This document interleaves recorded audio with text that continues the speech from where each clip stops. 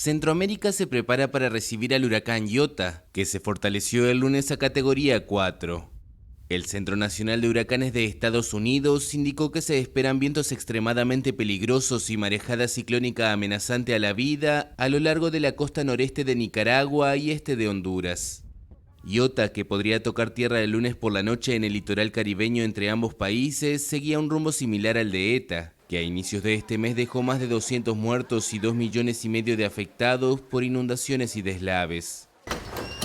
En la ciudad nicaragüense de Bilwi, donde todavía está fresco el recuerdo de ETA, la gente intentaba asegurar los techos de sus casas y guardaban sus pertenencias en bolsas para protegerlas de la lluvia.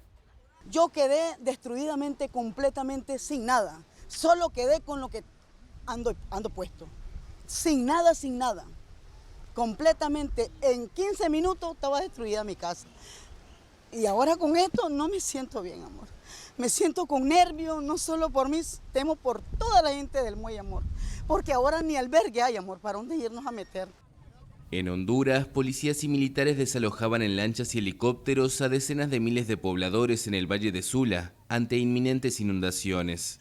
La Comisión Permanente de Contingencias alertó en un comunicado que la proximidad de Iota incrementa el riesgo de deslizamientos, sobre todo en las zonas que fueron impactadas por ETA, que sorprendió a los pobladores con las crecidas de varios ríos.